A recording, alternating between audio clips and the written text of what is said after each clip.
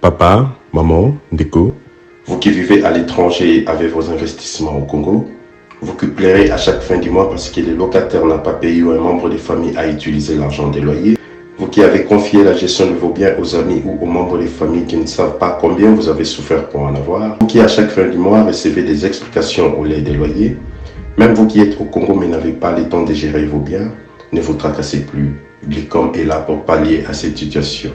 Gestion locale des investissements des Congolais d'outre-mer, Glicom en sigle.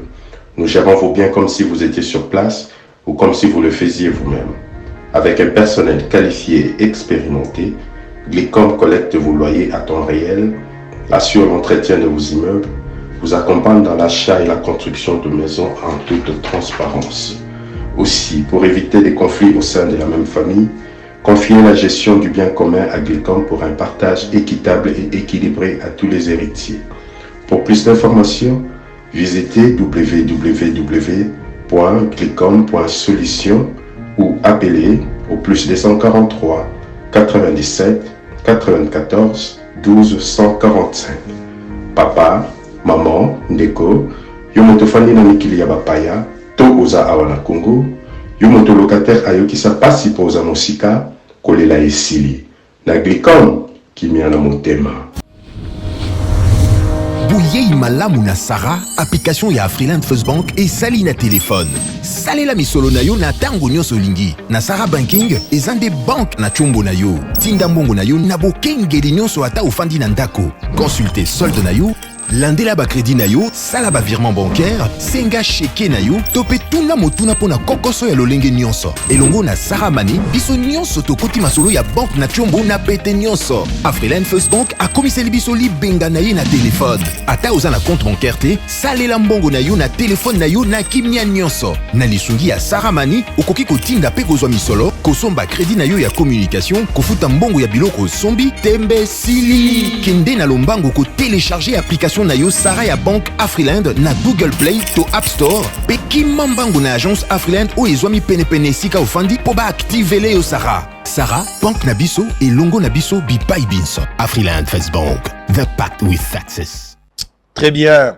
Mbote na bino balandi nyonso ya bosolo na politique officielle misa ya lingala ebandi ya tongo ya lelo boche ba TV me boza bato ebele.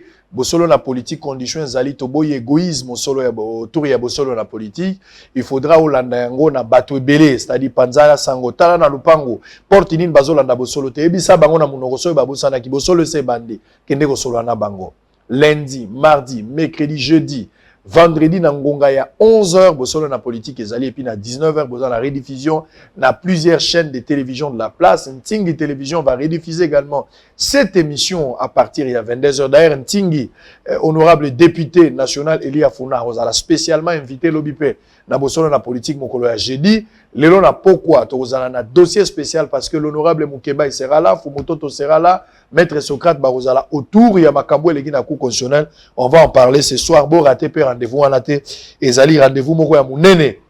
Et puis le vendredi, j'espère que ça sera le rendez-vous avec Neko 7 Kikuni.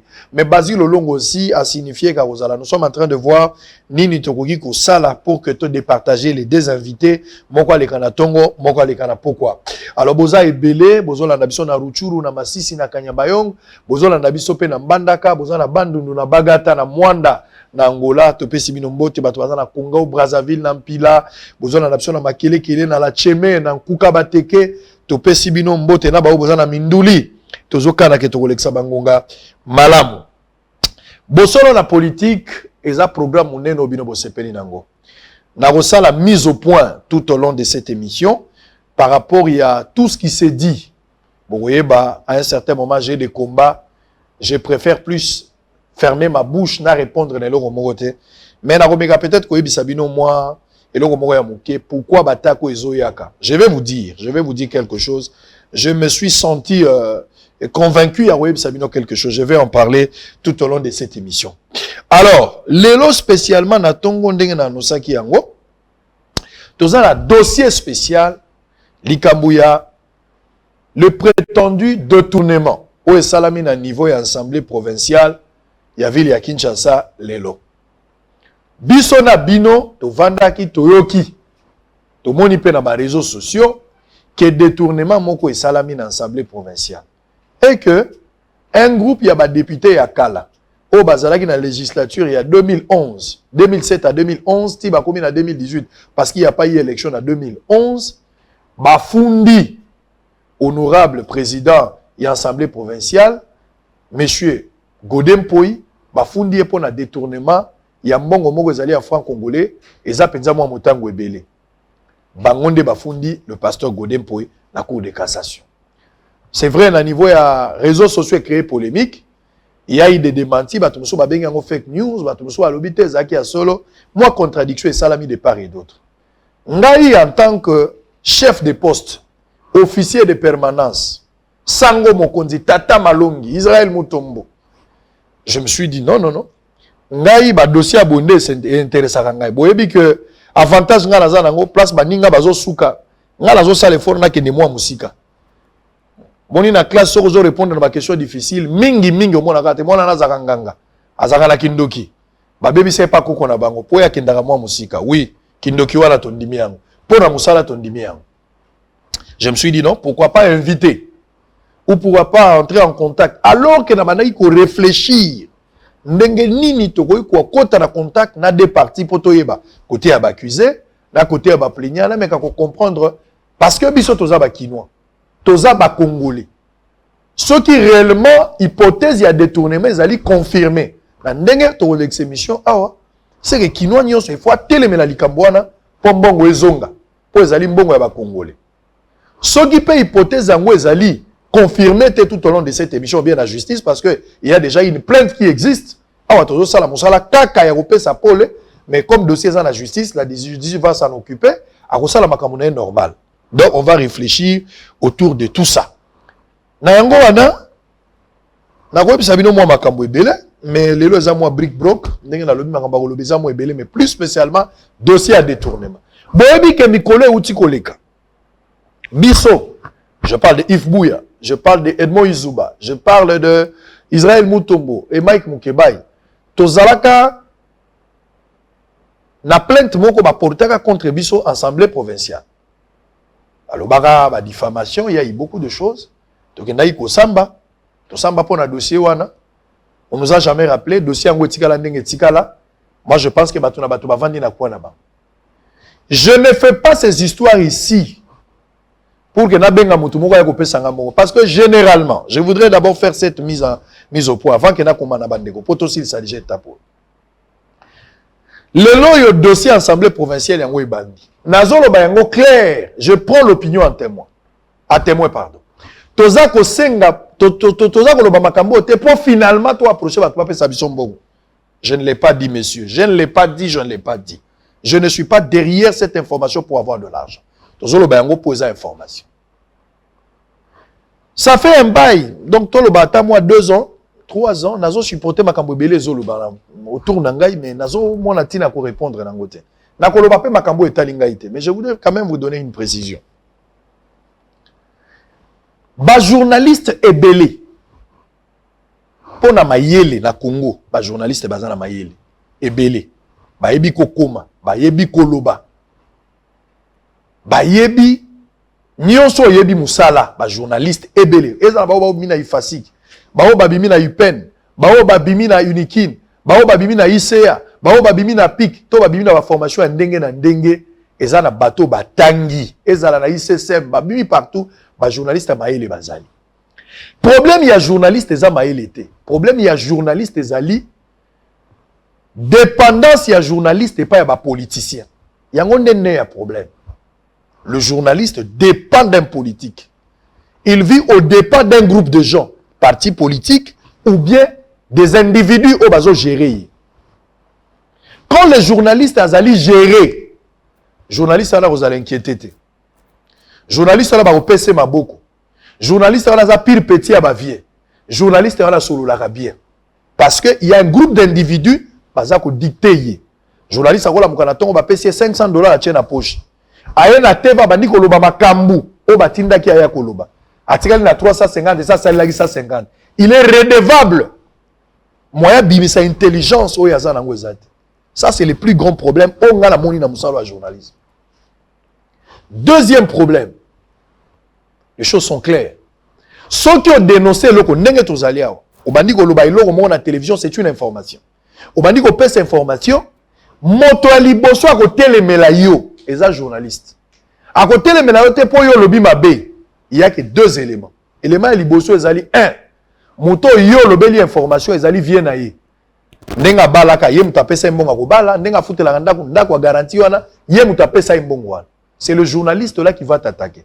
Ce qui a bonne hypothèse à quoi attaquer, il viendra vers toi. Pour te dire, mon cher, wana za grand frère, il faut boma. Au moins, un journaliste, mais à 15 grands frères, il y a des colos différents. Oh, mon gars là, oh, mon Congo, mon Swahili. Mais il y a des colos nini. Pour pas freiner au lobate. Il y a mis Sato. Ce qui ont boy un, au coopérer na journaliste. Deux, au boy kotika la na likambo batak na bango. Troisième, il faut pas diaboliser une opinion. Azara muto aner. Deuxièmement, abandé ko sala bongo poto pesa mbongo. Troisièmement, batindaka ezaka muto à tous les camps ou bien azala muto ka moko. Nyonso wana pona ko bebisa yo na opinion. Je mets quiconque à défi.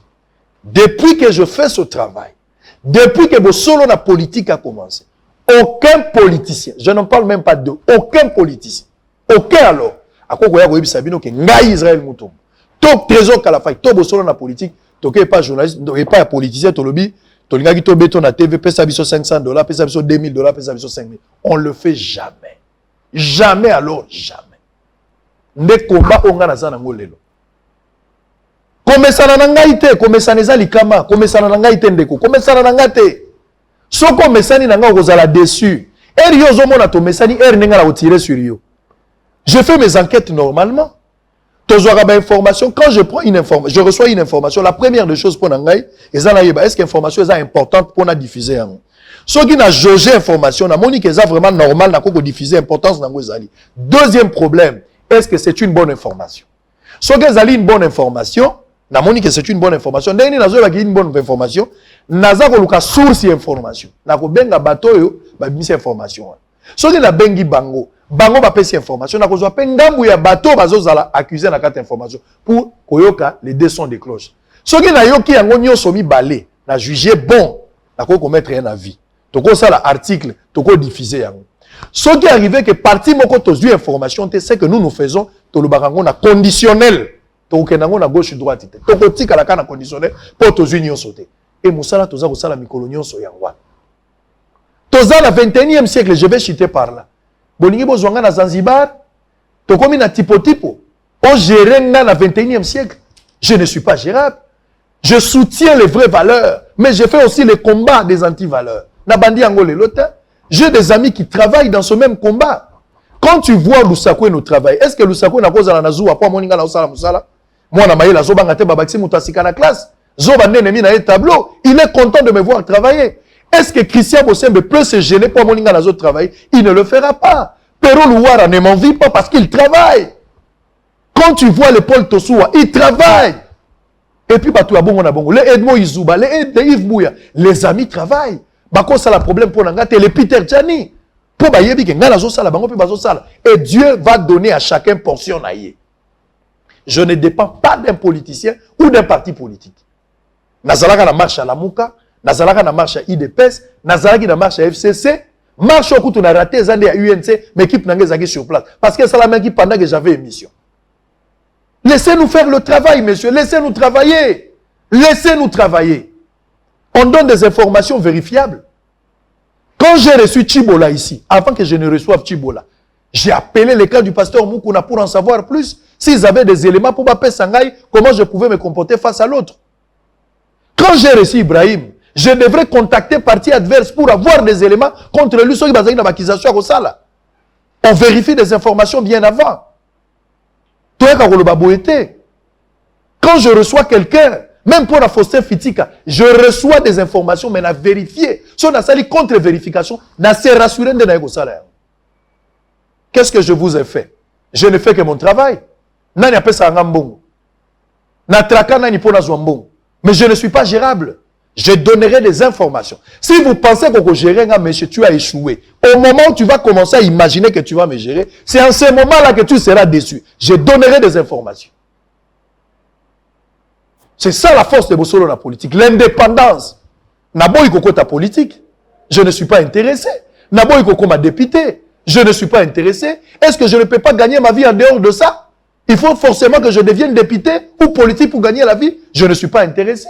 Je fais le travail. Et le travail que je donne comme information à la télévision, messieurs, je ne le fais pas pour avoir de l'argent de votre part. Mais Moussalo Rofuta. Ou l'équipe d'émission Foutimbong. Soko moninga la re le kana yo. Politicien le cas. Soko moninga la re le kana yo. Tika gana zo wewa le kana yo. Il y a des gens qui colportent. Toi, t'es maman Olive Sombela et Moutuka. Kasi bo benga maman Olive, ya kozo Moutuka na ye. Ye muta somba kia ya kozo. Aya kozo Moutuka na ye. Soke za ye. Aya kozo. Ye muta somba kia ya kozo. Arrêtez de dire n'importe quoi, messieurs. Je ne suis pas un petit monsieur. Je me débrouille. C'est pas la première fois que j'ai un véhicule. Nasomba Moutuka na malembe. Ce qui est vrai, banana Moutuka. Non, nasomba Moutuka na sachete. Nasomba ngona batroc. Na kabati mutuko na pesi ona bakisi mbongo na zui oyo. Soko yebi yango toza na Kinshasa siko yebi te. Je suis un vrai copain, un ancien chaer na marché. Na yebi negri basololaka. Moi je crée l'argent. Je donne mes idées puis baba idée na ngezo bota mbongo, je ne suis pas derrière les politiques. Ce qui affaiblit les journalistes aujourd'hui, c'est parce que la plupart des camarades sont derrière les politiques. Viennent en gaï. Tobala na place moko. Donc moyen appelle ça sur information te na bokomi ko gérer nga sur base ya bato. Je ne dépends pas de toi. Très bien, merci. Je vais recevoir sur ce plateau pour calmer un peu les images, pour rafraîchir un peu mémoire, s'il vous plaît, c'est ce que je voulais dire. Ne maintenez pas rigueur. Peut-être j'ai été dur dans le langage nanga, peut-être vous n'avez pas aimé, mais ça montait en moi. Il fallait que je fasse. J'arrive quand même à fixer l'opinion. Là, ça l'a moi mise au point parce que moté manangezaki a collé là. Quand je vois des gens colporter sur moi, il a fait ça, il a fait ça. Qui était là? Moi? Prendre ton argent, par quel mécanisme? C'était où? À quelle heure? Moi? Quand Bossolo a quitté Congo Web, je suis allé ailleurs. Quand j'ai quitté Africa, qu'est-ce que tu as une chance, Bazalaki Banani? Plein de gens croyaient à moi. Mais j'ai un petit don que Dieu m'a donné. Et le don trouvera toujours sa place. On ne combat jamais le don. Le don, c'est Dieu dans un corps. Il a fait ça, il a fait. J'ai fait quoi? J'ai été chez toi, j'ai mangé chez toi, tu m'as donné l'argent, je t'ai demandé de l'argent, bimi sa vidéo, bimi sa papier. Il y a bon on a la 5 kilo. Mais bon on musala refuta. Ceux qui n'a sali musala, tu paieras cet argent. Nous sommes un petit groupe de gens. Je ne fais pas ce travail seul. Trésor Kalafa est là, Précieux Mouyoko est là, Roublé Bamba est là, Maître Régine Poyi est là. Il y a de Félix Kalamba, Baza Bazo Salamoussala. J'ai une équipe de jeunes, 13 personnes. Tozo Bunda, na contribution à Moutaleki n'émission à Fouti. Mouké Tozo Sangisa. Pour Bagé, on a besoin de l'eau Kakolia. Tofu Tabiro à Batuna ville. On ne dépend pas de gens. Comme ça n'a pas comme ça n'est Likama. Bota l'explosion, Mogo Salamagilobi na Beyrouth, na Liban. On va suivre ça, tout ça aux ongles, à tout qui est comme ça, tout bande d'émission. À tout à l'heure.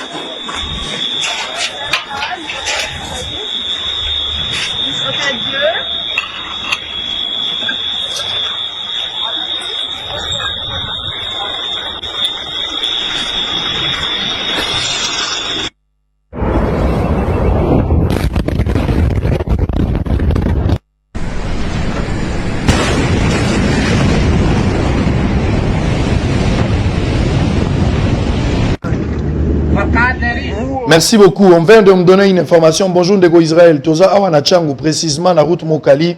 la police militaire et kokanga ba policier ya Sousiat ya Zeka pour na tracasserie l'équipe mais affrontement et salami makasi ba policier ya Zeka ba beti masasi pour na ko libérer ba ninga na bango bisonde ba victime ya masasi wana 2 personnes ba kufi pe ba policier wana ba lobi sikoyo ba ko sala makambo na nko s'il te plaît lobela likambo oyo po pasi na biso bande konayo. Merci beaucoup, l'information est passée. Alors on va recevoir des honorables députés à Kalabazalia, député provincial honoraire, Kalé Lobobi, ancien questeur et assemblée provinciale à la ville à Kinshasa. Mbote nayo. Oui, Mbote Sango, et c'est mon dernier na platono pour na Bala liboso quand même. Bala liboso quand même. Na siko le kaba pour na kosolo là, makambo italien assemblée provinciale na biso, ya Kala pour na détournement ou tout ça ko dénoncer, yango to kosolo là. Donc très bien, merci beaucoup Nangambo nae, azaye mon côté Ndeko Kiaku Mayamba Nyangi Jean-Baptiste, azali député provincial honoraire, président de la commission socio-culturelle et à la assemblée provinciale. Mbotenayo. Mbad monsieur Israël. Ouais. Amoni zamu kumbala ya liboso. Toko solo la lelo. Très bien.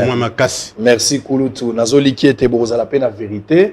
Bogolobela makambo na côté pour na kokosa. Bozala na limemi ya koloba likambo ndenge ezaleli.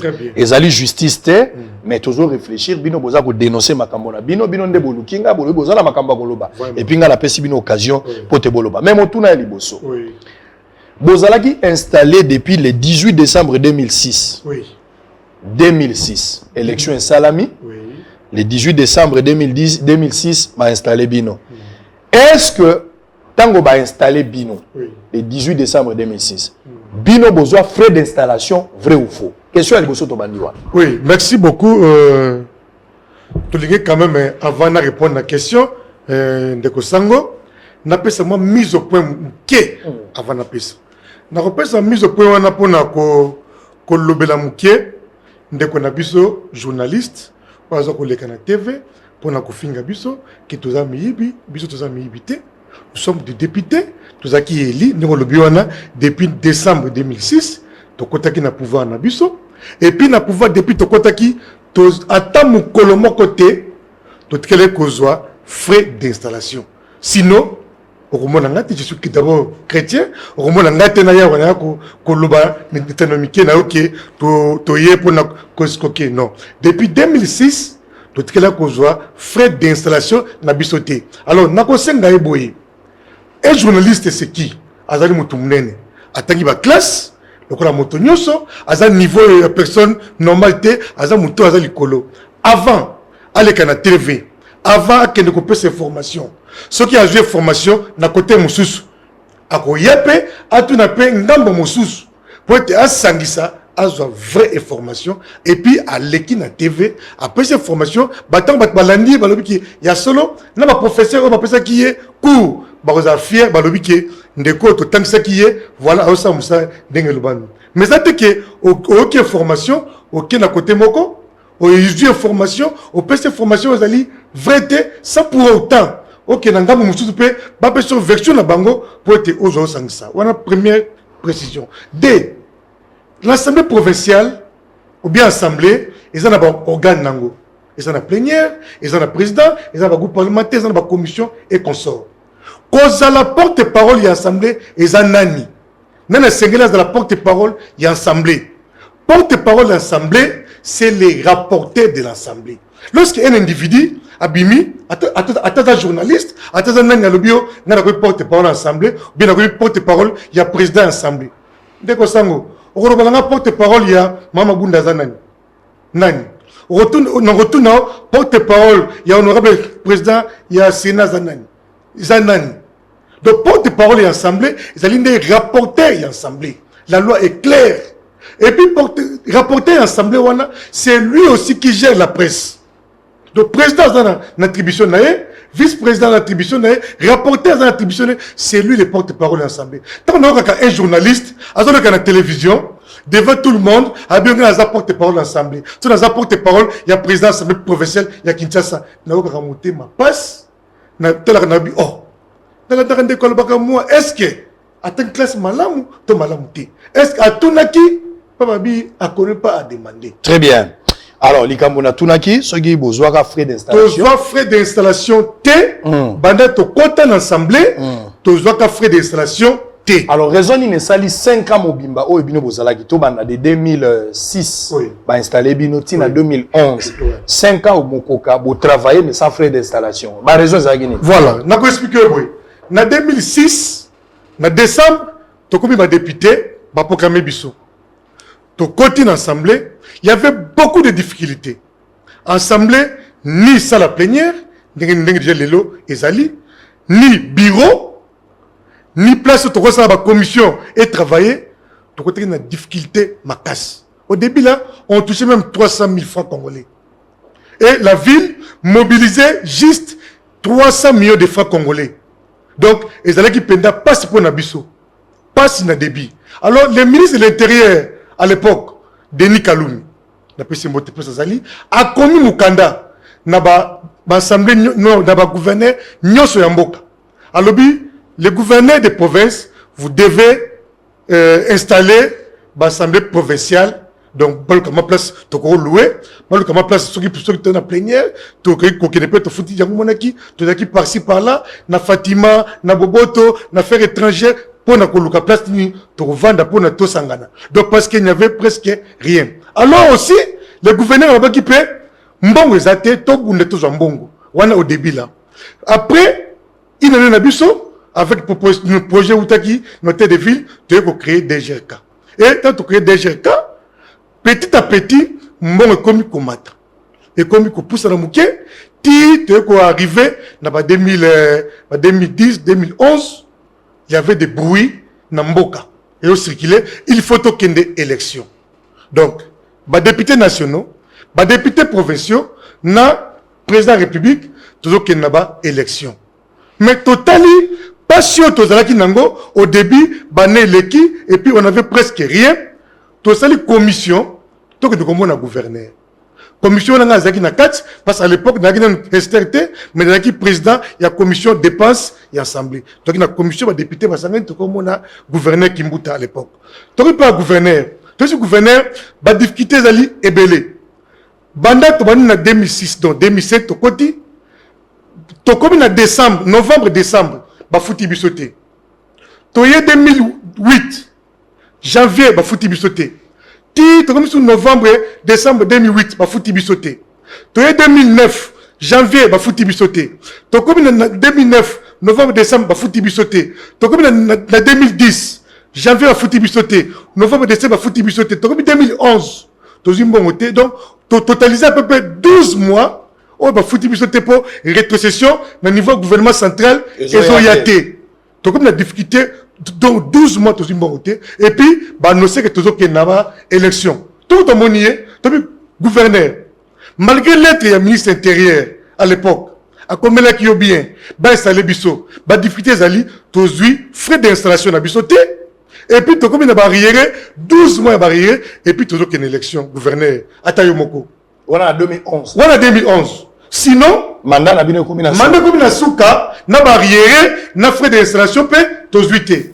La loi est claire, le règlement intérieur dans mes milieux, les alliés clair, et le but qui est dans bandeli, photos à frais d'installation, avant beaucoup de temps, avant tout banamsala, et puis dans sous paye un mandat, faut avoir une indemnité de sortie, pas de confusion.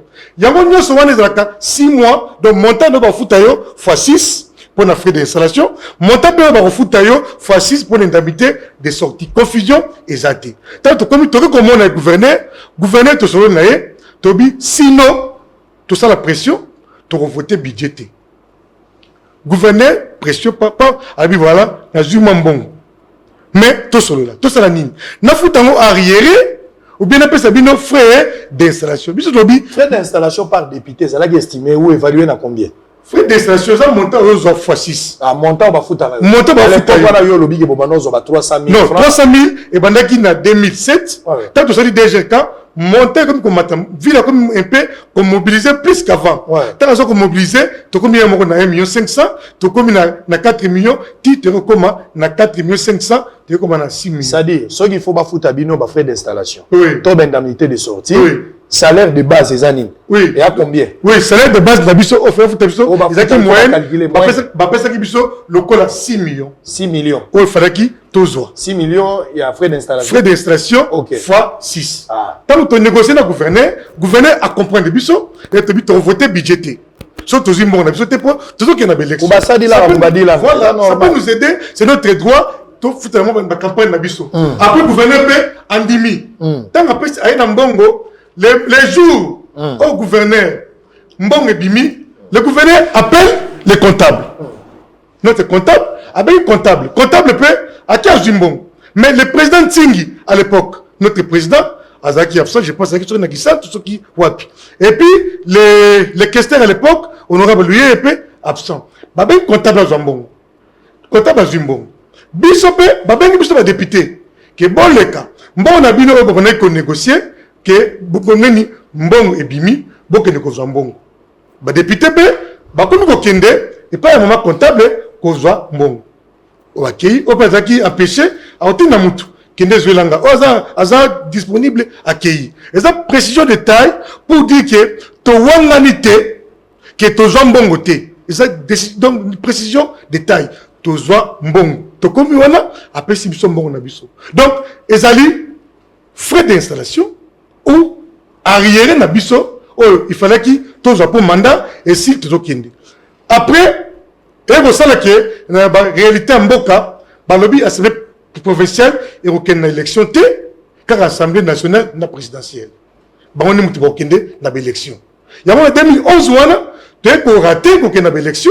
Pour la volonté de bisoté, mais pour la volonté en boka, totikali, des députés nationaux, baké la campagne, et puis présidentielle, pe baké la 2011. Donc, les a quitté que mbongo, les a qui, il y a un peu fouta qui bisoté. De la fouta qui bisoté parce que au début là, il y avait presque rien. À ta document, les a quitté, tout le monde qui passe, mbongo, les a quitté, il y a un peu de mbongo na biso, en 2011. Les a qui, il y a un qui frais d'installation. Très bien. Sikoyo, likambo ya plainte et bandi. Des dossiers à plainte sikoyo tokoti yango. Israël Mutombo, Sango, Muluba Mwindo, tout ça, il avait dit, papa, ngam na sali plainte te. Plainte existe. Ngai na yambi bango po balo. Azolo ba ngam na bango ba justifier baloba pourquoi bango ba porter plainte. Monsieur Kalev Mutombo, outa mukolo ya avant-hier ba notifié yé selon les informations à notre possession. Il a été notifié, Kalev Mutombo, balongoli na aner, balongoli Kalev na aner, pour avoir participé, selon les informations, na marche à FCC, et puis avoir fait des déclarations politiques. Donc, service à renseignement, ils allaient service à présidence, c'est-à-dire les à politique, mais ils travaillent pour fournir des informations à la présidence de la République. Lorsque Ndeko Kalev a commis la tateni à FCC. Tout comme ceux qui a eu des PES. Toi, il y a UNC. Toi, il y a Palou, toi, il y a MLC. Ce qu'on dit, Moutoua, Anne, la commis na Moussala, c'est-à-dire Moutoua, la commis coopérant. A koki les choses qu'on a na Moussala, T. Ndeko ba longoli azongi citoyen normal, selon les informations à notre possession. Azongi Moutou normal, azongi civil, loko la yo, loko la ngai. Selon les informations à notre possession. Donc, si tel est le cas, et Sengeli va botoler ba garde, et Sengeli va botoler carte, le toko kuta l'appel à victoire, to selon la mission normale, mutakobangi samuninga azate. Ce qui d'information est confirmé dans ndenge otozweli yango pour na mokolo, il y a depuis avant-hier ndenge ba sanctionné ndeko. Direction générale de recettes de Kinshasa, DGRK en sigle, a l'honneur de rappeler à tous ces aimables contribuables, personnes physiques et morales assujetties à la retenue du loyer et sur le loyer, que l'échéance pour s'acquitter librement de leurs obligations du mois de juillet 2020 est fixée au plus tard le lundi 10 août 2020. Pour ce faire, ils sont tenus au respect de la dite échéance, faute de quoi les dispositions légales et réglementaires en la matière seront d'application. Isangamela Botuli Joseph Louis. Donc, makambo DGRK yango communiqué yango. Ba ebisi bino lundi à le 10 août ndesuka. Au foot à DGLK, aux Agarabanyongo, kende ko futa, personne physique, morale assujettie à la retenue sur le loyer. Que l'échéance pour s'acquitter librement de leur obligation du mois de juillet, bah ici binosuka na ngweza na mois ya août. Point de presse ya CVM et Salamaki. Nazo zonga pona tangela bino. Nazo zonga pause parce que kulu to koto alobina noté. Likambo a plainte. Bango balobi qu'il y a eu détournement. Est-ce qu'il y a eu détournement vrai ou faux? Je vais lire le document et puis bango siko to kotia bango débat va faire, va expliquer biso détournement zali wapi. Ngapena bimisa makambo nga na yebi pour journaliste ata muninga na yote bimisa makambo yo yaki nango. Kobombelo côté. Nengo yaki okozonga pamba zala pepele. Venez à moi vous tous qui êtes fatigués. Ceux qui n'ont pas besoin charger au yao. Tango kobima ok. Tozo tika masumu na biso na Yesu yenda zo peto la biso bo solo peto zo idéologie wana. Yaka kotika mikumba wa population ayoka PG na yoka bima na OPPL. En image CVM conférence de presse, nous en avions parlé la semaine dernière. To dénoncer qui tout ce qui s'est passé par rapport à l'information tozo qui un vieux bateau de 33 ans na valeur il y a 11 millions, FPI a bimisi déjà 5 millions tikali 6 millions. Topé si information bande quoi CVM basali mise au point na hôtel Africana ngai pe na zui par na kendaki to tuni mituna ba répondre na mituna na bango to kendaki ko senga bango mbongo te monsieur ils ont fini le travail. Israël tu vas aussi diffuser pour CVM. Oui on va le diffuser. Bato ba pesa ki biso information to komaki pour na bango CVM pasali conférence de presse a pesa information on va le diffuser et c'est sans prix sans argent. À part mbongo na bango ya reporter ba ko futa mbongo difforme mais o etikali to kozwelo côté. Pour mon FCC to simbate, à IDPS to simbate, il y a la muka to simbate. Mais il y a moussa le futa. Et là, on fait les attaques, là, on fait les, et c'est un critère. En image, et puis on se retrouve après. Au cours d'un point de presse tenu ce mardi 4 août à Kinshasa sur la problématique de l'entretien du bief maritime du fleuve Congo, voie vitale pour l'économie de la RDC, par sa directrice générale Christine Toussé Daoumbo, la Congolaise des voies des maritimes SA, estime que quelques options ont été levées pour la relance de l'entreprise à l'horizon immédiat et à moyen terme, dont l'achat d'une drague d'occasion qui, selon la CVM, va permettre à améliorer et stabiliser la calaison commercialement rentable et la réduction du coût des transports maritimes. Cette drague d'occasion présente en outre les autres avantages multiples pour les armateurs, l'État, les consommateurs et les opérateurs publics et privés, à savoir, il va permettre l'amélioration et la stabilisation de la calaison commercialement rentable de 26 pieds pendant toute l'année pour un accès sécurisé dans les biefs maritimes des navires de gros tonnage. Cette drague va entraîner la réduction du coût des transports maritimes du fait que les navires vont pouvoir toucher directement nos ports sans transbordement dans les ports voisins. Les armateurs plutôt pourront mieux charger leurs navires et par ricochet, ce qui va entraîner la réduction du prix des consommations sur les marchés intérieurs. À la question de savoir pourquoi la CVM a voulu l'acquisition d'une drague d'occasion en lieu et place d'une drague neuve, Christine Toussé, DG de la CVM, explique. La drague d'occasion, elle coûte, du moins celle que la CVM a ciblée, elle coûte 7 500 000, ça c'est le prix d'acquisition de la drague. Elle est couverte par un certificat d'exploitation Veritas, qu'elle venait d'être inspectée par Veritas, qui a attesté les bons états techniques de la drague. Malheureusement, nous n'avons pas les images, parce qu'on nous a envoyé les images de toutes les parties de la drague, que ce soit la salle des machines, les dortoirs. De ces côtés-là, soyez tranquilles. La drague que la CVM va acquérir est une drague en bon état. Notez que la mission principale de la CVM est d'assurer l'ouverture de l'économie congolaise au commerce international par l'entretien et l'aménagement du chenal des navigations dans le bief maritime du fleuve Congo en vue de garantir les meilleures conditions de navigation aux navires qui desservent le port de Boma et Matadi. Très bien, merci beaucoup. Alors, Tozako Koba, Ndeko, Bino, Bolobeli makambo ya détournement. Awa yo moko lobi na ngaya ok. de 2006 à 2011, vous avez la démarche finalement, vous avez mbongo la bino. C'est ce que vous avez dit. Et que ma preuve est allée, mbongo bino bo signaka, donc de 2006 à 2011, problème est opposé. Voilà. Donc vous avez mbongo la bino.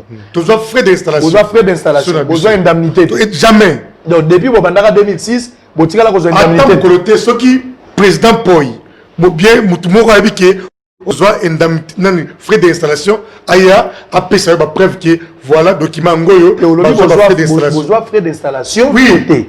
Vous avez frais d'installation. Très bien. C'est-à-dire indemnité de besoin. Indemnité, vous avez katé. On a des besoins en 2011. Voilà. Alors, bino bolekisa mandat parce que glissement est ça la magie. Oui. Bah organiser l'élection, on s'est retrouvé en 2018. Oui. Bon, lelo yo, bino botelemi bolobi ke bozo funda pasteur Godé pour na détournement bon na bino. Oui. Pasteur Godé nga na vérifier na sololi na bandeko. Oyo bazali pemeni ya pasteur Godé pour yemo na bengiye. Le téléphone a sonné à plusieurs fois, le pasteur n'a pas répondu. À cause de la zala qui occupé, à cause de la peine à prière, c'est normal, à retenir rigueur. Mais au moins, Batunayo, Balobagana TV.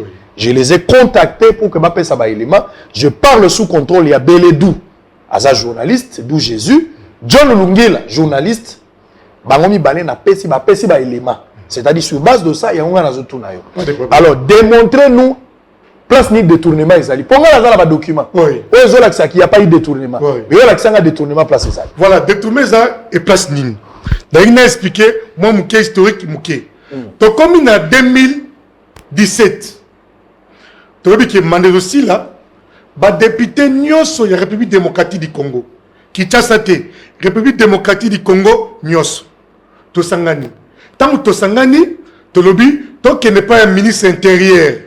Tu expliquer barrière na biso na ba futa biso pe mo na biso il y a indemnité de sortie tokei pas ministre intérieur à l'époque ils avaient qui Arimova Sakani ayambi biso na bureau na ye to kuten to sololi to déposer mémo na biso mukande zali na kopesa yo. Deuxièmement il y a ministre intérieur a sali lettre a komeli ministre à budget. Donc, procédure normale. Et qui peut y avoir budget peut abengi biso, ministre Kangoudia. Ayambi biso à l'époque. Ministre Kangoudia à son tour, Dokimezali, n'a repris ça yo, a comméli premier ministre. Pour premier ministre Tibala, Bruno Tibala, a expliqué, à lobby nae, ministre Tibala peut a répondre ministre, il y a budget Kangoudia. À lobby nae boye. À lobby, comme Tokomi Nasuka, moi je vois, vous pouvez mettre ça ensemble au programme Mango, na primature, na l'Assemblée provinciale, nyoso, pas foutre bango benamté sorti na bango na barrière. C'est à l'époque là que Mbongo comme kilo. On va être comme en 2018, les bandeli, et comme kilo peut comme na primature, na l'Assemblée provinciale. Tant et comme kilo, alors, tu comme qu'on négocie, alors Mbongo et Zobimate. À l'époque là, Godin Poi, le président Godin Poi, a été nos députés. Tito Komi, na fin 2018. Écoute, na fin 2018, Mbongo et Bimite, après token à élection. Tant que token à élection, après, président Fati Abimi, mais ma ministre, on a dit, Mova Azali Kaka, ministre PO, il y a budget Azali. Après, tu as les sous-sous, tu as une audience officiellement dans la présidence de la République. Quand tu as une audience, tu as une bibiso qui t'a sauté. Tu as député au Congo. Donc, chaque province a précis deux personnes, tu as la présidence. Tu as comme Fati empêché à tenir le directeur de cabinet na Kamere. Tu expliquer, tu peux na ba lettre nyonso banda ministre intérieur, ministre budget na primature. Ah bino, c'est normal, ba futa bino mbongo na bino, bosaki musala na ba rena bino ba futa bino. Alors le directeur de cabinet a bengi maintenant ministre des finances, a bengi ministre intérieur, a bengi la banque centrale pour que bata ndenge bako futa biso. Mais cette fois-ci, ba futa primature à part pour mbongo c'est un peu moins léger et puis ba futa biso pe à part. Et Salim Bongo, bah fouti dans les primaties. Après, Bissopé, bah fouti bisso. Et comme en mois de juin, bah fouti bisso, c'était le 19 juin, bah Beninga attaqué Kester. Voilà ce que vous avez indemnité de sortie. Indemnité de sortie. Vous avez frais d'installation. Non. L'installation, vous avez pas si vous avez. Voilà. La loi était claire. Indemnité de sortie, vous avez déjà WAP. Et ça, vous avez en 2011. Dès que vous avez en Moussous. Moussous, tu quand vous avez il y a Mokwana. D'où est le but que vous avez deux fois bisous tout le yo le bi besoin la tête. C'est là expliqué. C'est là si ça me c'est là. Yo le bi besoin la tête. Besoin kate. Besoin la tête. Besoin kate. Frère d'indemnité indemnité besoin la tête. Besoin kate. C'est là. Voilà. Yo zo kanzande o loba na zo yo kokaka. Ils ont battu ko contredire yo te. Non, c'est normal. C'est là. C'est là. Binonde bokomi plainte. Alors baki makambo plainte. Plainte to bafundeli pasteur Godé yango. Oui. Na kwa kotanga nyo soutien. Plainte à charge du président de l'Assemblée provinciale de la ville-province de Kinshasa pour détournement des deniers publics. Akamweza mo ebele na kati. On doit signer un maître Serge Mayamba, Masaka, avocat, azalaka député à Kal. Plainte yango yango. O bango balobi ke bafundeli pasteur Godé. Yango wana. Monsieur tiango ba téléspectateur batanga kasina ndenge na bango. En effet, en date du 13 juin 2002, la Banque centrale du Congo avait débloqué un montant de 583 500 000. Donc moi, bango bâti tout ça. Donc plainte vous a au monde yangwana o bango bâti yangwana. Bon, la ligne d'abord on a yo total. Oui. Total ndenge. Jekoko Mulumba. Oui. Azalaki député le Guabino. Oui. Jekoko Mulumba, monsieur 48 heures, ngala avec monsieur 48 heures. Oui. Azalaki na bino de 2006 législative al boso même il y a 2011 azalaki voté mais aboyaki na ko siéger à Tchande konai. Oui. Suppléant na c'est ce que j'aurais appris. Et puis Touro azali sous-député. Jekoko azo reconnaître le député le la bino, azo reconnaître kazwa kambongo. Mbongo bino bozo senga wana, indemnité de sortie, Jekoko a reconnu que bozo ango déjà. Il est pas là qui député, aux députés qui ont Jekoko. Ceux qui Jekoko a dit bozoa qui opposent qui c'est-à-dire les Jekoko na kolobate. L'accent là Jekoko, yebsandeko. Honorable yebsandeko. Loba l'accent do. Bonjour bandeko nangai, je pense que ce qui va tenir vraiment pour ça la petite vidéo maintenant. Parce que ce matin j'ai eu 3-4 coups de fil à journalistes bazo tunanga makambu ya ba indemnité de sortie na biso.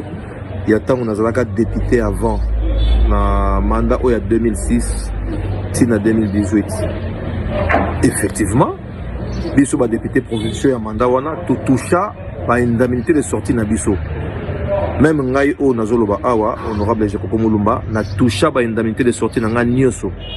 Entièreté na ngomo nyoso na toucha. Donc je voulais dire que la totalité na toucha nyoso. Donc ce qui moto azoko saka que nous c'est la présidente de l'Assemblée Godem pour Imakambu qui allait en bongo il y a ba député to ebima ki na sima il y a qui yango bozole qui ça vraiment air na bino pour de un azamuta ba jewanate et puis de deux tout chambongo na biso ba suppléant au mutu ba kene ko funda wana bazobo sanake ba titulaire tout chambongo na biso ba titulaire ba siège quoi. Donc les faux débats, nous avons 50% de journalistes c'est un faux débat. Tout toucher bambongo na biso ba preuve ezali na niveau assemblée et puis na niveau ya donc na niveau question et assemblée ba preuve ezali tout toucher bambongo na biso ya indemnité de sortie biso sur ba député tout toucher yango. Donc c'est vraiment un faux débat. Bato bakeye ko funda assemblée to ko funda président Moïse na justice. Et ça, on peut dire coup d'épée dans l'eau, quoi. Merci beaucoup. Bonjour, bandeko nangai. Je pense que ce qui va tenir vraiment pour ça la petite vidéo maintenant. Parce que ce matin, j'ai eu 3-4 coups de fil à journalistes. Bazo tunanga makambu ya ba indemnité de sortie na biso. Il y a tant on a député avant na mandat il y a 2006 tina 2018. Effectivement. Biso ba député provincial ya mandat wana to toucha ba indemnité de sortie na biso. Même ngai o nazoloba awa honorable Jekoko Mulumba na toucha ba indemnité de sortie na nga nyoso. Entièreté na ngomo nyoso na toucha. Donc je voulais dire que la totalité na toucha nyoso.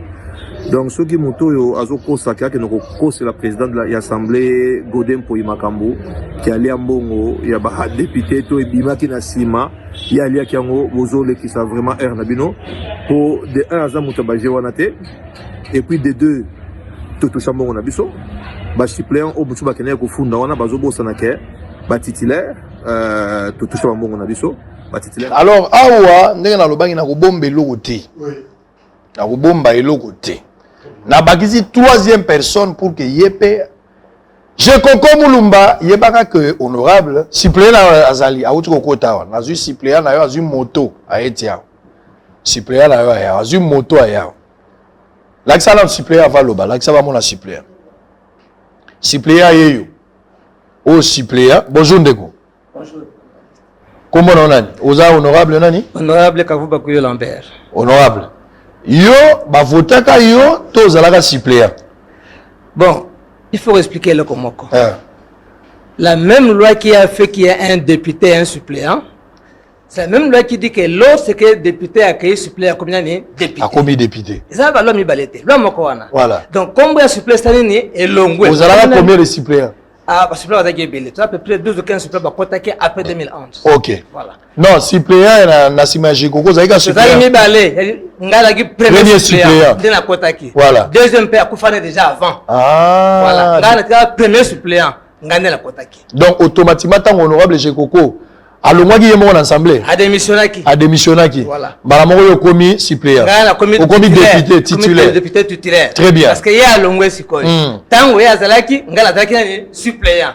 Mais tango ya longwe c'est là la commune ni député. Alors, titulaire na yo ya kala avant yo remplacer azo reconnaître awa ke bobendaka likonda indemnité de sortie. Réaction no rapide na Jekoko Molo. Ben Mikolo ezamba kamba pas c'était comme la réaction pièce sur pièce. Ouais. Ngala dans la pièce. Ah, Caméré. Selon la loi, Caméré. L'Assemblée nationale, na article 110, na linéa 4, bis Assemblée provinciale, na 49. La loi dit ceci. N'a droit à une indemnité de sortie que le député qui occupe le siège au dernier semestre de la législature. C'est la loi qui dit ça. Nga sikoyo na koti. D'abord, même pas 6 mois, depuis 2016. Je fais plus de 6 mois. Quand je travaillais, l'État se foutait. L'État n'a pas dit qu'on écoutait, comme tu te l'as dit, l'État va nous foutre. Entre yo na Jekoko, il fallait bénéficier d'une indemnité de sortie. Et c'était moi. Parce que Nganda a 6 derniers mois d'indemnité de sortie, en tant que député, c'est moi. Très bien. Alors, on y va maintenant vite. Démontrer détournement et pasteur Goudempo. Merci beaucoup. Oh, yo Zoloba. Normalement, mouké pour na honorable Jekoko, on a pêché mbote pesa zali. Alors, on a confusion te pour que a dérangé bateau. Ce qui Jekoko, albina yo ke à la kisi lettre yo tozwa indemnité de sortie. Après ça yo bengaye, le banaye Jekoko, yelanga pe mukanda yo bozwaka frais d'installation parce que ye Jekoko to banaki na mandat ne bandeli. Azaki ne bandeli bisonaye. Donc atika la pe kozana ni frais d'installation. Tunaye. Ce qui a le but de yo reconnaître Jekoko azwa frais d'installation. Azwa pété non, ça la confusion. Na mbongo yo azwaka ozaki frais d'installation, ya kanisa mo lokola ki ezalaki indemnité de sortie. Confusion za wapi? Le quoi 2011, c'est que toujours que na campagne. Batu so batela mutuke, le quoi toujours que na campagne 2011, c'est que mandat et sili que mbongo wana ezali frais indemnité de sortie. Ezali frais d'installation. Otozo to wanganité. So wangani oza juste été, o comme le kuta. La kisanga détournement. O le bien. Ozo cause le pasteur Godé ka détourné. Détournement na ba boye. Pour na pasteur Godé, na répondre d'abord attaque pasteur, attaque enseignant, attaque député et puis attaque Ozali président et assemblée. So komi na ba niveau wana attaque pasteur pour le kutate. Na kalawebi basango tango tozokola bana mike ba lobano ke batanga koma nzambe pamba te. Tango komi enseigner peut en tema libosa ba toza ko enseigner au lobano kutate. Député au komi molobela bato. Et puis en plus président et assemblée. Président Poyi tangu mbonge bimi to bengiye délégation ya ba député ya kala et kepa na ye. To lobi mbongo yo to landeli yango banda 2017, l'intérieur, na budget, na finance, na banque centrale, et lundi, 4 phases nyoso avant bon à l'été bima. Croyez-vous, attends le but que vous avez enseignant, vous avez plus de 50 diplômes, to boité, n'enga yomoko lobby. Croyez-vous que batu nyoso ba que l'État déjà fouta kibiso, et puis l'État fouta kibiso 2 fois. Non. Tous la pose que vous avez bon 2 fois té. Mais vérité, yangoyo. Tu vas dire expliquer, voilà la vérité. Yango. Banda to banda, na 2006, Tito Komi, to tikalaka kozwa frais d'installation na bisoté. La loi est claire, l'article 49, l'Assemblée nationale, c'est l'article 110, alinéa 4. Au début, il faut frais d'installation, 6 mois, montant 9 fois 6, et puis, il faut banda faut mbongo na to tikala kozwa mbongo te. Mais tant que en 2011, confusion wana, bakasi que le quoi la mandat na biso. Et si li na l'élection qui est déjà tout mbongo, to expliquer Godin Poi. Très bien na bureau naï. Na kinga mon côté, na kingai président à l'époque, il y a biso mususu honorable Kia Kutoza qui a PP6 na maman Mboui, azajish to sangani to ke to monier to expliquer.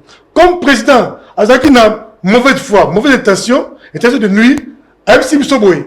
À lobby, ba député à Sika. Bamoni ndenge mbongo ezo kote belé awa loka bazana 3 mois nan ba futi bango ti ya rien na bango il faut ngai président na expliquer bango na plénière que mbongo ezo kota wana eza mbongo na bino tetana mukanda ba komi yango indemnité de sortie ya ba député ya kala bito bi président eza important pour yo okanga mbongo okene pas na plénière ko expliquer député pesa bango juste information que eza mbongo na bango te comme abane ko insister ça va pas de problème, quota expliquer bango. Biso toze la yo.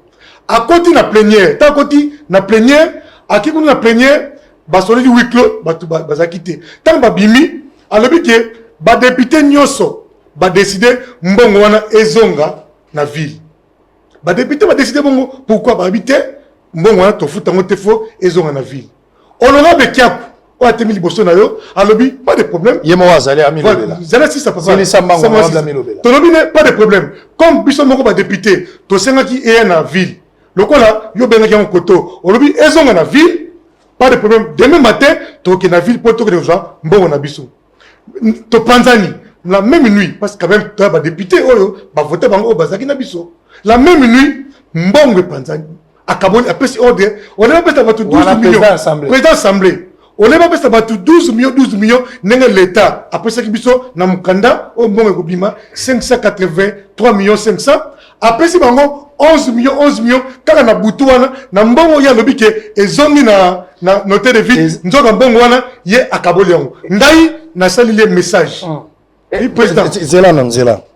Est-ce que, Erwana Moukeba, Azalagi dans l'Assemblée nationale? Azalagi déjà. Azalagi déjà. Donc, ça dit, so, ba fouta, ba député, c'est Moukeba, il passe qui? Oui.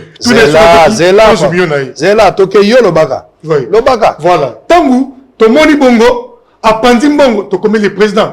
Yo lobi ke mbongo ezongi na nini. Na ville. Mbongo wana pesi votre ordre. Kout na moment to lobo, ba député, ba memani, ba na Fatima. Bazo kabola 11 millions. Na mbongo na biso, c'est un détournement président pire et simple. Alors binanga, à répondre à un message, revenez le matin, il y a un tongo, on a Mukanda, on a comme qui gouverneur qui est dans Simbongo. Nous, on est financier, on est financier.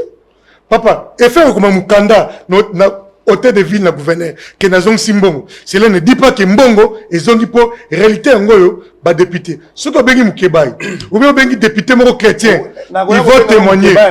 En direct, Bengaï. Benga Benga bango. Oh, Zéla. Il va témoigner. Zéla. Bakabola Gimbongo na Butu. Koko c'est la pasteur Godé Makambute Kakabola Gimbongo na Butu. Na Butu wana Mbongo. Nazala Mukanda au pasteur Godé azui ba fond azongisi yango na ville. Nazala Mukanda au pe gouverneur ya ville a accusé réception ya ba fond. Nazo tangela bino yoko zolobo. Ozoti na benga Mukebai. Benga Mukebai. Bien benga député mususu olingi. Mukeba ke to ki Mbongo wana na Butu. Pas de problème. On dit Mukebai. Même Winda na yo mosusu alanda yo moninga pelisa mwinda na yo mosusu alanda yo butu na moi nanzele kende kimobikisi moninga pelisa mwinda na yo mosusu alanda yo. TV za radio te, est-ce que Mukeba yazwaka 11 millions bazo kosa tote information ezaka pièce contre pièce Kamerenda lobagi na biso mta mesani si biso pièce contre pièce. Ce qui tos 8 chances mukeba ya lobby. C'est un dossier sensible. Donc na ko bomba yango ba yoga yepe. Mukeba yamba pardon, yamba honorable. Yamba urgence, yamba. Nazo benga yo yamba. Yamba pardon. Mukeba ya za wapi?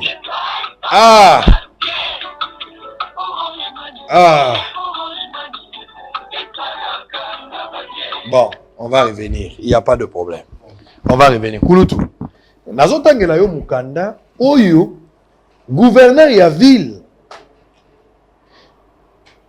L'honorable vice-président de l'Assemblée provinciale de Kinshasa. Honorable rapporteur de l'Assemblée provinciale de Kinshasa. Honorable rapporteur adjoint de l'Assemblée provinciale de Kinshasa. Honorable questeur de l'Assemblée Kinshasa, monsieur le vice-gouverneur de la ville Kinshasa. Tous Kinshasa Gombe. À monsieur le gouverneur de la ville de Kinshasa, Kinshasa Gombe. Concerne transfert de fonds. C'est-à-dire, pasteur Godé a bombi misolo wanate. Mukanda yangoyo, au pasteur Godé a transféré misolo. A commis boy. Monsieur le gouverneur, je viens par la présente transfert à l'exécutif provincial les montants de 583 500 000 que le gouvernement central a mis à notre disposition au titre d'indemnité de sortie des députés provinciaux de l'Assemblée provinciale de Kinshasa. En effet, après vérification par nos services comptables, il est révélé que les députés de la première législature de la Troisième République avaient déjà touché leur indemnité de sortie, payée par le gouvernement provincial de Kinshasa. En date du 13 octobre 2011, 6 juin, l'État de paye. Veuillez agréer, monsieur le gouverneur, l'expression de nos sentiments patriotiques. Honorable Mpoika Dima Godefroy, président. Donc, Awa a commis le gouverneur. Nous avons la lettre, mon gouverneur a accusé réception. Ezali, je pense que Lungila, nous avons le côté Lungila, nous avons le côté. C'est là, nous bon, très bien, Namoni. On va lire un document, bien qu'au téléphone. Ça, c'est le gouverneur, accusé de réception à l'honorable président de l'Assemblée provinciale de Kinshasa, Godempoy, Makomi Boy. Honorable président. Honorable Mukeba Yabengi. Mukeba Yabengi. Bomba, ma vie. Honorable Mukeba, bonjour. Oui, bonjour. Ozali en direct, il y a besoin de la politique. Tozali awa na ba député provincial ya Kala. Ba oyo ba sali plainte contre le président Godin Poyazali, président de l'Assemblée provinciale, sika yo za ko siéger le rôle de député. Bandeko bazali awa balobi boy. Balobi que ndenge bango ba bandeko zela mbongo na bango ya indemnité de sortie. Mbongo wana banque centrale afuta et kendaki na ville atindi yango na assemblée provinciale. Et sengelaki bazwa yango. Tango bakutani na pasteur Godin Azali, président de l'Assemblée provinciale, député pe lokola yo, alobaki na bango a vérifier d'abord a meka ko solola na ba député na plénière. Si ma ko solola, alobaki na bango ke mbongo wana ekozonga na ville. Mais selo bandeko oyo, bango balobi ke pendant que bango bazozela mbongo ezonga na ville, butu wana bafutaka bino ba député mbongo na butu 11 millions de francs congolais. Na tuni bandeko wana banani bazalaka na kati, batangelinga bato ebele na yope na kati. Bato bazwaka mbongo. Ba député provincial bazwaka mbongo wana. Na butu, balobi yope ozwaka na législature ya turo yo. Est-ce que otusaka 11 millions? Bondeko. Ouais. Ndenge ba bito zwaki mbongo wana butu ezaki butu te. Ouais. Lokwa mbongo te ya kobombana te. Ozwaka mbongo wana ndenge ba benga kabiso ba biboya ko zwa mbongo. Soko ezaki mbongo na bango, soko ezaki utaki wapi tango ngaba pesa nga mbongo na ebite mbongo ya bula matali ya Kisasa na kwebe pa euti te na ebite euti be na sanduku ya bula matali. Na ebite na zwaka mbongo o ba pesa ngai elaki ba pesa nga mbongo ya frais d'installation. Très bien. Ba futa frais d'installation à 11 millions. Ba pesa ngai yango. Très bien. Ezaki ndambo ya frais d'installation esangaka za sanza misato. Oui. Bati ba pesa biso ndambo ba yeko bakisa. Ba yeko si sango pe sima. sikanga na yeba te mbongo wana eutaki epai boye to ezali bango bato bakolanda mbongo wana nsima nga nayebaki te babengi ngai na ye ezalaki na butu te na moi eyali mbongo na ye babi na ngai mbongo ya frais d'installation bozwaki ndambo babakisi bino oyo etikali bokozwa nsima nazwi 11 million ekomi lokola kolobama te mbongo tozwaki yango na kobombana te sikoyo oyo etali esika mbongo eutaki ndenge bakoloba wana lakisa yango epai ya Godin Poi te mbongo eutaki eyaki ya bango nga nayebi epai mbongo eutaki te bafuta nga yango na nzela ya pole eza ya kobomba te ya koluka te kokima ndenge yo otie mwa songisongi obi butu nazwaka yango na moi bango nde balobi butu bango nde balobi te toyaka kozwa mbongo wana na moi bene tozwaka mbongo ntango batangi kombo na ngai babi te oyo bazwaki yango tozwaka yango biso baso. Très bien. Merci beaucoup. Liboke moko ndambo ya batindami bazwi bamosusu bazwi te tozwaka yango biso baso bafuti biso frais d'installation oyo nakoloba yango wana. Très bien, merci beaucoup. Honorable Mukebai Nkoso aloba lingala lokwa mungala menzoka muluba. Merci naye. Alors olinga ko compléter très rapidement, je pense que va bozo lumière na dossier.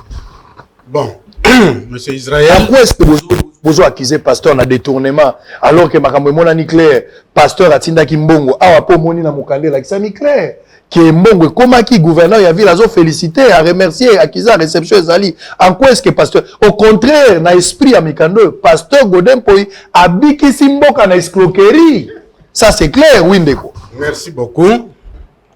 Le ko expliquer awa pour vous comprendre acte de détournement ils allaient wapi. Nage na yo koko sater yo koli déjà. Il y a les bossons, il faut y avoir assemblée provinciale en matière de finances et tam la gandengeni. Assemblée provinciale, excusez-moi, azali na dotation.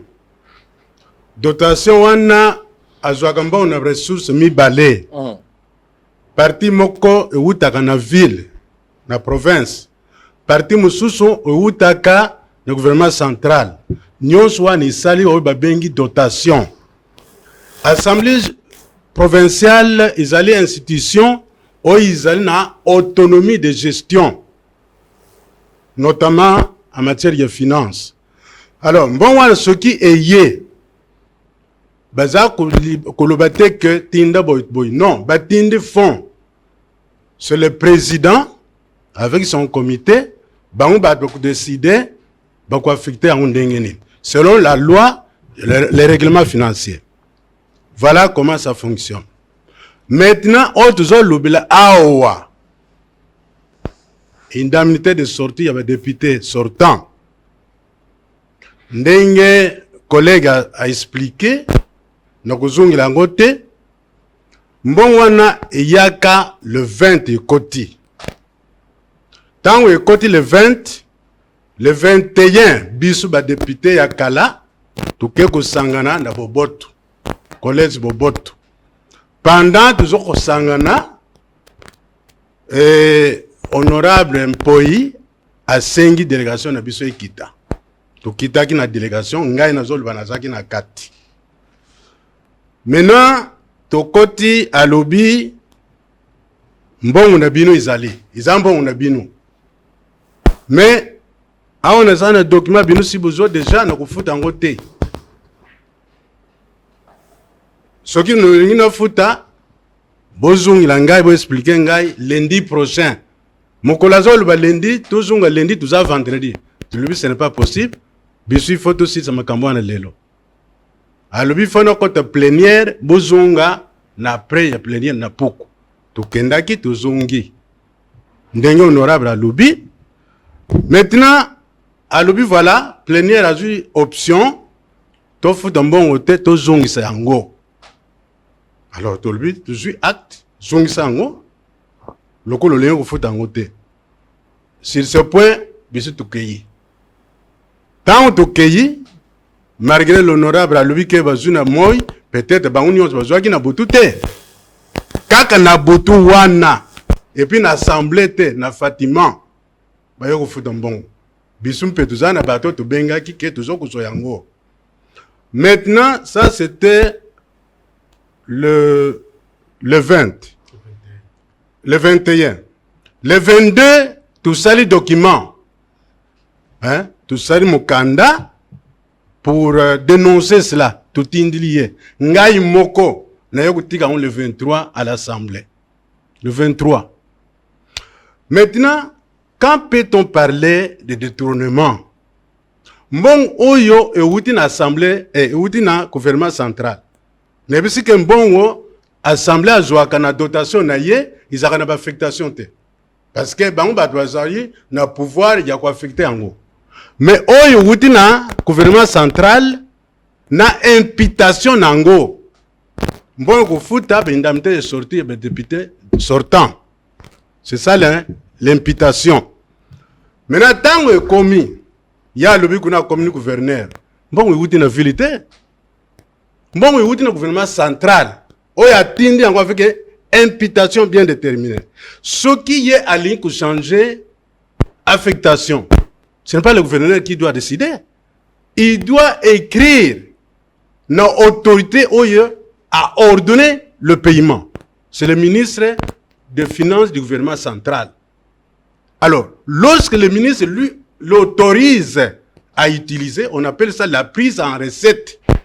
Donc, à payer autorisation à reprendre une recette normale dans la caisse, à quoi il affecter comme il veut. Mais lui n'a jamais eu l'autorisation de l'autorité qui a décidé le paiement de cet argent. Même nous au Kaboundo. Maintenant, Mikanazo Kulubawana sont des documents qu'ils ont fait à titre de régularisation. Très bien. Permettez. Nous sommes arrivés à la fin. Donc, Mikana, on a commis un oussima, antidaté. Mais comme il n'a jamais eu l'autorisation de l'autorité qui a décidé le paiement, c'est ça le détournement.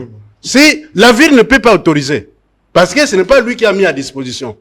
C'est le gouvernement central qui a mis à disposition. Donc, ce n'est que le gouvernement central seul qui peut autoriser les changements d'affectation. Très bien, merci. Et comme ça n'était pas ainsi, il a détourné. Très bien, merci beaucoup. Tokomi Nasuka. Olobanini. Bon. Ndeko banana ndeko puis osukisa. Oui ndeko to olobanini. Tokomi Nasuka dossier botinda ke la justice et ça la cour de cassation hein. Le cour de cassation. Et la cour de cassation, bozo zelanini pendant que ba militaire ebele ba komelinga babike ba militaire ba na mbongo te ba soda mosusu kutu.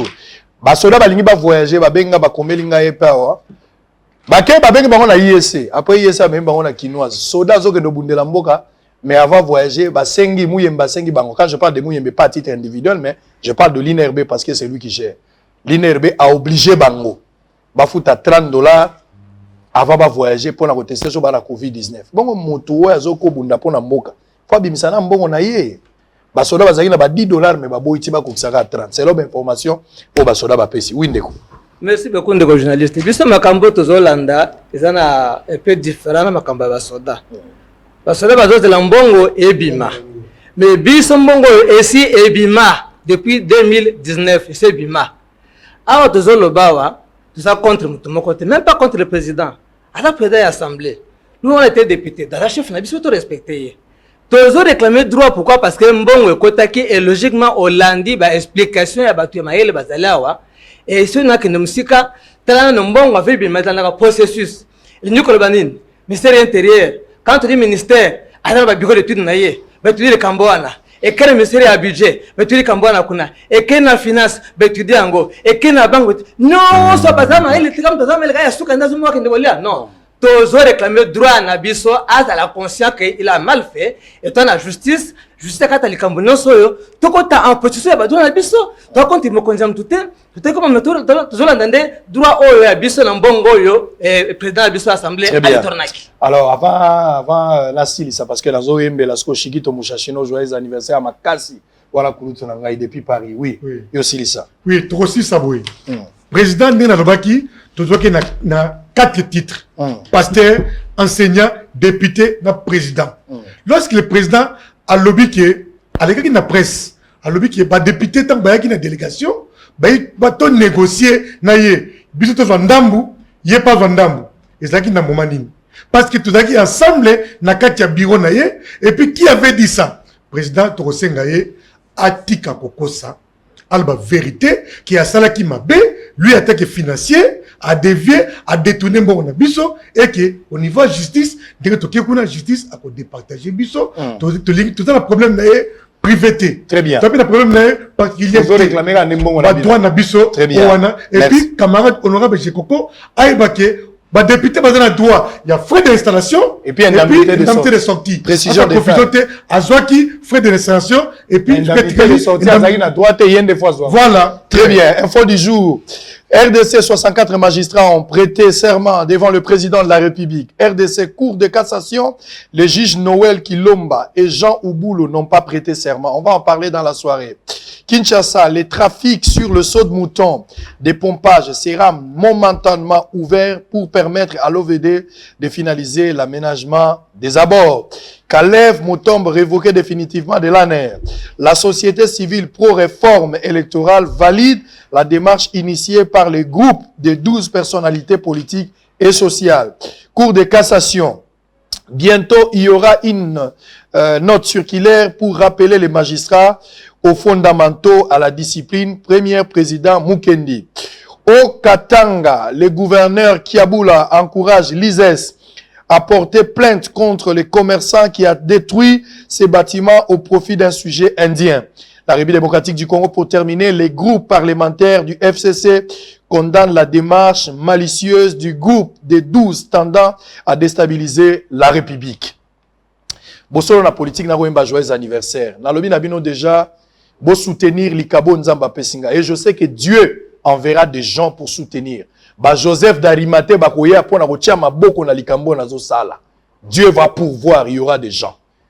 En dehors de la politique, Dieu donnera des gens qui viendront soutenir. Parce que quand vous êtes géré par des politiques, le journaliste ne fait plus le travail. Il répond maintenant à ba dictat ya ba politique. Yango ba camarade yebeleti lelo bazana tipo. Bazana Zanzibar, okomona mukolo me azala Zanzibar. Bazo teka ye bazo gérer ye. Azana Égypte ya ba politique. Mais Dieu nous a fait grâce. Je n'ai jamais été esclave d'opinion. Nzamba sali biso grâce, nous sommes en train de partir na mosala muke. J'ai un petit don que Dieu m'a donné et vous devez soutenir ces dons au lieu de combattre les dons parce que le don c'est Dieu lui-même. On fait le travail, vous payez le travail et nous sommes honnêtes dans ce que nous faisons. Nazamu Christo nako trahir le logo nazolo bate. Nako za la députée en 2023 te nako kota politique te, je ne suis pas intéressé. Les Kalafai, ce sont des jeunes qui se battent. Jeunes. Mon orezaka mote, biso to sisa na ifasiki na ndimi. Mais na quartier de Tobeta Kabale, mingi bato ba sopara na terrain, ba bayaka na bale te. O ba na mungolo bale ba sombela ya munene, mais ya boa kala maboko, même ko beta dada wa kokate. Même muta ko sopa na terrain za mwana bato wa utiki ngasani. Mwana bato wa utiki sesu balati e kupena lamba ko defa. Botine chaussette akokata na mais yende muta ko sopa na terrain. Shikito Mushashino kulutu na ngai. Yo olakisi na mokili mobimba fidélité pour papa yemba kufi mais otikali président viva la musique. Ozali fidèle yango l'honnêteté paye. Nzambe abaksela yo mikolo. Umela kende liboso Shikito Mushashino. Simba nzete soki Yesu azongi na note tokomona na soki na yepoto wana tokomona na pona zolingana kota na sala émission moko na ngwanda mais na LC na sala émission na ngwanda na sala émission na boketu wa yambo funa sala pe émission na ye. Joyeux anniversaire na yo. Ngana zoyemba mukie papa chéri azoyemba oyo kabandeko pe bayibi po mi Cécile. Joyeux anniversaire, joyeux anniversaire, joyeux anniversaire Shikito Mushashino. Joyeux anniversaire. Jiba zoyembela yo papa chéri. Talape ndenge marai ya yembi. Talape ndenge bandeko musuba yembi Adolphe Dominguez. Pièce contre pièce la mande na moni. En image, Miss Cécile Tokuta na 19h. Bye bye. Joyeux anniversaire, président Shikito Mushashino, le président de Viva la Musica. Toujours et toujours, mieux vaut tard que jamais. Que du bonheur, c'est ton jour. Profite de ta journée, fais la fête, amuse-toi. Beaucoup de bénédictions pour toi. Allez, sois béni. Check, c'est pas pareil. Bonjour, bon anniversaire à toi, mon frère, le président Shikito Mushashino. Namputo, que du bonheur, grâce, prospérité, Nzambe Abaksilo Mikolo, profite. C'est ton jour, ton frère Adolphe Dominguez, les grands sapeurs, politico Nemakamo, pièce contre pièce. Que du bonheur. Joyeux anniversaire, joyeux anniversaire, Chiquito Mushashino. Joyeux anniversaire. Happy birthday to you. Happy birthday to you. Happy birthday to you, Chiquito Mushashino. Happy birthday to you. Le président Chiquito Mushashino. Mokolo ya mbotama elamu. Nzambe asunga yo. Makambo nyonso eleka kitoko. Bambule koya. Ozwa lisusu ba chance ebele, ebele, ebele. Bouyei malamu na Sarah, application ya Afriland First Bank et sali na téléphone. Salela misolo na yo na tango nyonso lingi. Na Sarah Banking, ezande bank na chombo na yo. Tinda mbongo na yo na bokengeli nyonso ata ofandi na ndako. Consultez solde na yo, landela ba crédit na yo, sala ba virement bancaire, senga cheke na yo, tope tuna motuna pona kokoso ya lolenge nyonso. Elongo na Sarah Money, biso nyonso tokoti masolo ya bank na chombo na pete nyonso. Afriland First Bank a komiseli biso li benga na ye na téléphone. Ata oza na compte bancaire te, salela mbongo na yo na téléphone na yo na kimia nyonso. Na lisungi ya Sarah Money, okoki kotinda pe kozwa misolo, kosomba crédit na yo ya communication, kofuta mbongo ya biloko sombi, tembe sili. Kende na lombango ko télécharger application na yo Sarah ya Bank Afriland na Google Play to App Store. Pe kimambango na agence Afriland o ezwami pene sika ofandi po ba activele yo Sarah. Sarah, Bank Nabiso et Longo Nabiso Bipai Binso. Afriland First Bank, the pact with success.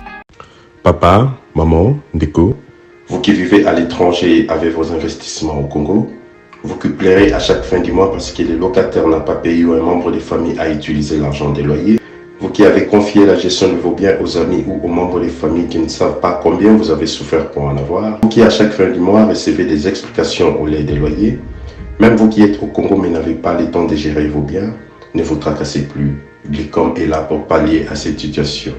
Gestion locale des investissements des Congolais d'outre-mer, Glicom en sigle. Nous gérons vos biens comme si vous étiez sur place ou comme si vous le faisiez vous-même.